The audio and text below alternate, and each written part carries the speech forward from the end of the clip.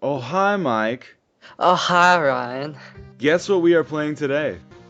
Um, this really could only be one thing. It looks like it's The Room, the video Yeah, game. in fact, it is The Room, the video game.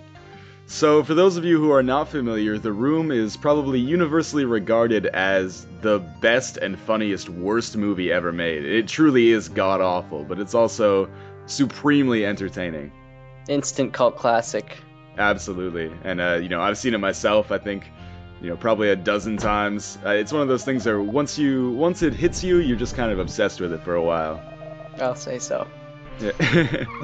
So, the character you're playing as is that short, troll-looking fellow with the long black hair. That Got is, him! that is Got him! Johnny. And then the guy that's standing beside you is Greg, the handsome man with the hot pink Mazda Miata. Oh, and there's Claudette. It's Claudette, that is Lisa's mom. Lisa is Johnny's future wife. Johnny is like an Eastern European version of Rocky when it comes to his speech, but like a 12-year-old emo girl when it comes to his emotional state. Pretty much. And, yeah. I don't know, just his wardrobe is just not quite as authentic or rustic. I don't know what you would say, but So Claudette and Mark drive off, and the way they handle the fact that we're limited to only a few sets in this game is by saying there was an earthquake, so let's go check that out and find actually our first collectible, this rock spoon located amongst the rubble. so is that, it looks like we get to collect quite a few spoons. Yeah, I think there's maybe 10 or 12 of them. Looks like 12. All right. They I'm don't have down any with that. functional use, they're just kind of Easter eggs that you can find. Spoons Right. were like used to decorate all over Johnny's apartment in the movie, so this is the kind of in-joke. So our quest right now is to buy a red dress for Lisa, so she will look so sexy. So we'll just click on this over here and spend some of our $6 million. Oh, right. The amount it actually took to make the movie, so that's a nice throwback. Yeah, it's got some good references like that. So before we actually enter inside of our house, let's do a little bit of exploring off to the right side here. There's only about maybe 10 screens that you can see in the entire game. Which Oh. is, similar to the movie because there were only a few sets that they showed in the entire scope of that epic drama. What Yeah. do we? Picked up another spoon there. And Oh, then this guy is gonna tell us that the earthquake totally destroyed the plot department on Wiseau Street, which completely makes sense. It's a nice little joke at the movie's expense. Oh, here we go. So we've got our lady, our shopkeeper, who runs the flower shop, the electronics shop, the clothing shop. Yeah, she's a shopkeeper, that's for sure. She keeps Yep. shops. The So- master of her craft. What we're doing in here is we're picking up a tape recorder because we are going to record everything. It's a quote from the movie, but what they do, or what you can do with Johnny, is record all of the conversations that happen on your phone over the course of the game. You don't really need this until later in the game, but if we get it now, we can get some kind of extended universe fiction going on. I like that. Yeah, we really want to flesh out the story here. This is kind of like the Room fan fiction. So there's our Oh. house with the "Oh hi Johnny" mat. Oh, Danny's room, Yeah. their closet. Let's go into Denny's broom closet and read his diary. And that lovely woman you see on the plastered all over his wall, right next to the bucket of urine and feces, is our future wife Lisa. So, he had a great date with some girl, Mhm. and yet he still would rather spend his time watching Johnny and Lisa. A little scary. Yeah, it's. So this is our best friend Mark's house, and Oh, we walk in, we God. see things that maybe we don't want to see. That's So Mark. that's Yeah. that's another one of those Easter egg things, I guess, right? We Yeah. got Yeah, there's some Easter eggs in this game. and those statues. The statues are nice. I like the picture of Mark in the fluorescent frame over his bed. Or not fluorescent, but neon. Changes colors too. That's nice. It's absolutely essential. I mean, how do you think Mark gets so much play in this apartment? Well, I mean, mostly going after old ladies, I guess. They're down for pretty much anything. Oh, Lisa. constantly. Yeah. Yeah, so you give Lisa the red dress and, quest achieved there. I like the way they modeled Lisa in this game to look like morbidly obese, when she's only a little bit pudgy in the movie. Yeah. Her neck, anyway.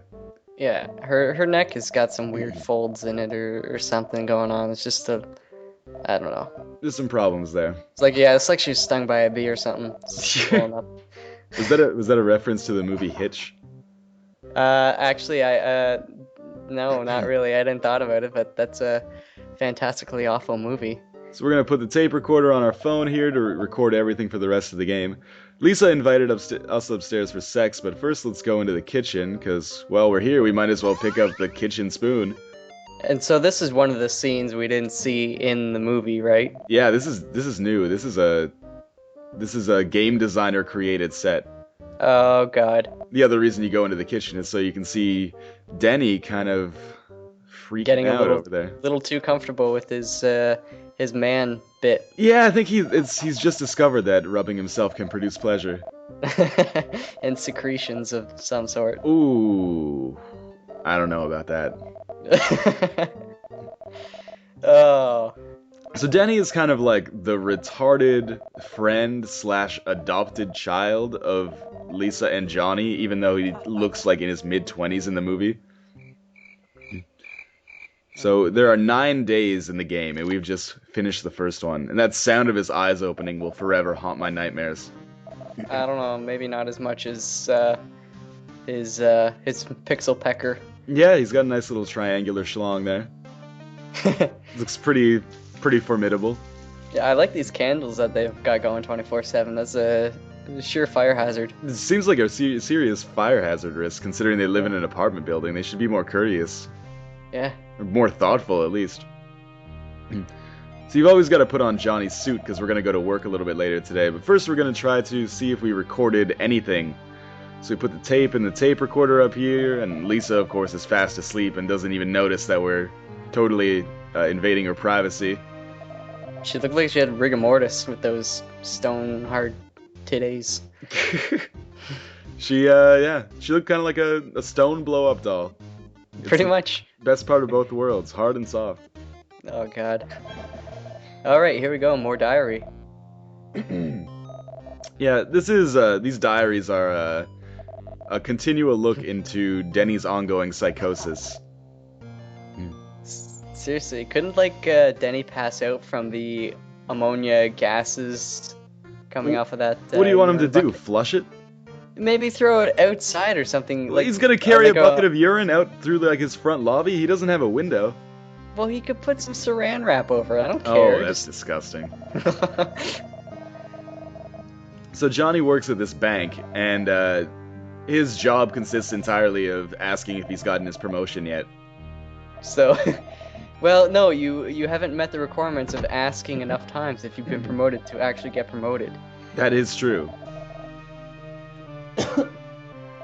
So Claudette plays the part of the really overbearing mother-in-law who is always just bitching at us to make more and more money.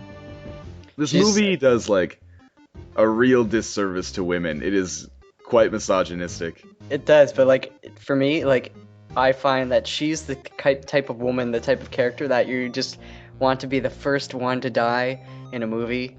Oh, yeah. If this took a Hot Fuzz-esque turn, and Johnny just started blowing people's brains out of their heads, splattering pavement with gray matter, she would be the first to go. One can only hope. I think we're running a little low on money. We should maybe invest. Yeah, import some more leather jackets. I'll say. Yeah, so we just picked up some flowers for Lisa, but then we're going to go over here and talk to Doc Brown. Oh, heck yes. 88 cents a cup. Absolutely, and pick up a time spoon from the DeLorean. So we're getting pretty good on the spoon front right now. We've almost got them all. But let's keep examining our world, or at least the limited world that we can see. We got the police station here, so we're gonna walk inside and just pick up the shank spoon. We don't need to be here right now, but maybe a little later. That is a scary spoon. I like how there's a phone number on the cell. I wonder if that's someone's actual number, and if you called it, what would happen? I don't know. Maybe we should find out. You should test it, man. Call him right now. Yeah. Okay, let me get on that. So we picked up a wood spoon at Lisa Park. Special thanks to Johnny, our favorite donator. A trope in this game, or a recurring thing, is that Johnny is everybody's favorite everything. Thanks, Johnny, you're my favorite customer, favorite donator. You'll see. Picked up the chlorophyll spoon. So once we have the chlorophyll spoon, we only have one more left to get, but I've kind of forgotten where it is. So, interesting. At a later date, perhaps, we will pick that up. Oh, so there's the other end of the world? Yeah, that is the end of the world. San Francisco has basically become totally separate from the rest of California now. I'm fine with that. Yeah, well, obviously, since you don't live there. Yes, I guess that's true. So we're just going to take these flowers back to Lisa and actually set in motion pretty much the closest thing this game has to a cutscene. Well, that's not true. There is some full motion video that shows up a little bit later. This is like a Super Nintendo era cutscene where you got to go through a little bit of dialogue here. This basically sets up that Lisa is the worst girlfriend or fiance you could possibly have in the world. She's a money-grabbing whore. That's all she Absolutely. wants. And she pushes Johnny into alcoholism. Of course, the guy doesn't even like alcohol, and she... Oh, it's just heartbreaking. You must be crazy, I can't drink that. And she works in the computer business, but I don't ever see her at work. Yeah, she doesn't go to work. Based on the phone calls we're gonna receive. Oh god.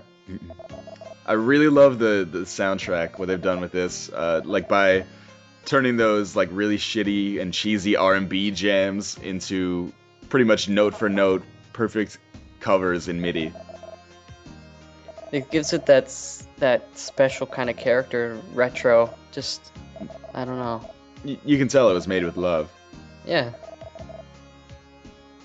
Alright, so yeah, she made Johnny get wasted by saying, "If you love me, you'll drink this," which is peer pressure 101. As she's wearing his tie around her head. Yeah, and she says, like, "Make love to me," and he's like, "I don't really want to do that." And she's like, "Come on, you owe me one." Girls are horny, man. That's how it goes. Alright, so that's the first 2 days. We'll see you guys on the next day.